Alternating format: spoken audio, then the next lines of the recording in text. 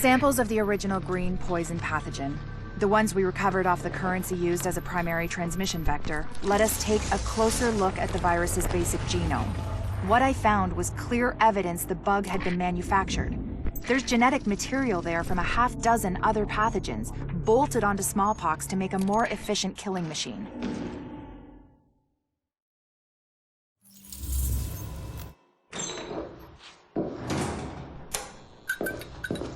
One of the things that makes a virus lethal is adaptation.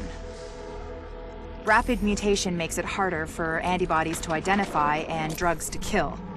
What we're seeing in the samples you pulled from the population at the train yard is the degree of genetic drift green poison is already experiencing, and it's significant, which means it'll be that much harder to find a vaccine.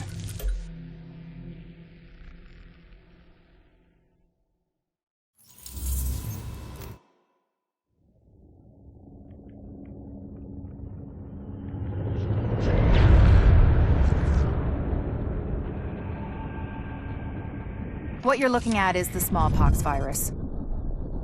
It normally takes 1 to 2 weeks for it to incubate in a host, and it's not contagious while it's doing so.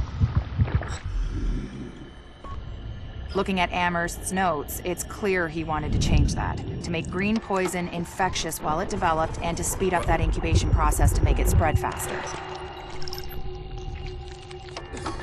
In English, it's more contagious and it reproduces faster.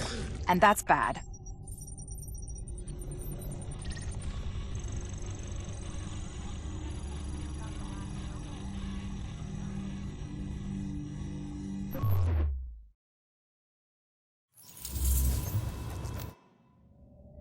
We've got confirmation that green poison wasn't bred.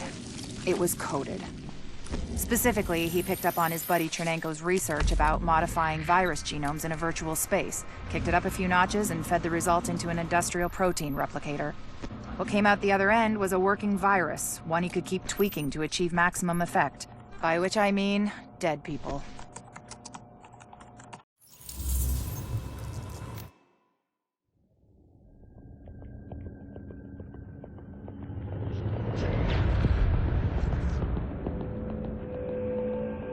What you're looking at is the smallpox virus, one of the deadliest pathogens on the planet. For centuries, it did a wonderful job of helping keep the human population in check.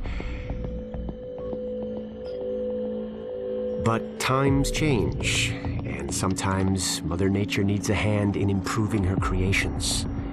Like, say, speeding them up a little bit, making them contagious when they should be quietly incubating in a host, or making them more lethal.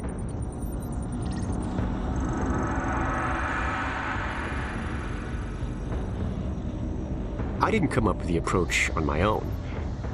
My friend Vitaly is one of the pioneers in the field, and the idea has been around for years. Genome as data. You see, once we digitized DNA, we made it infinitely mutable. We could do 1,000 virtual variations in the time it used to take to grow a 1 lab-grade generation of pathogens. And we could pick the best, most lethal combinations and make them real. That's how you make a killer virus, you see. Mix in genetic code from other diseases, and you move the sliders all the way up on lethality and virulence. The goal was a 90% mortality rate. I'm not sure my green poison is going to quite hit that, but honestly, that's just details. As long as most of humanity goes, the Earth stands a fighting chance.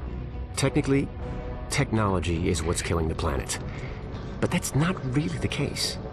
It's the greed that drives the technology. But a funny thing happened on the way to $100 genome maps and 3D printed plastic toys. Someone figured out those technologies could be repurposed, modified for the greater good. Me. Now, my virus is going to do what nature's always done. Decide who lives and who dies. And if nature decides I die, then I die. If nothing else, I'll have a lot of company. Natural selection at its finest. Helped along by a little unnatural genetic manipulation. It's all data, really. Life's just a method of processing it. The same way I processed the smallpox genome on my laptop. And who's to say that wasn't the plan all along? If, by some miracle, you survive green poison, then nature's decided you deserve to live.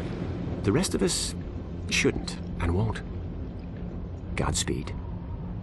I'll see you in hell.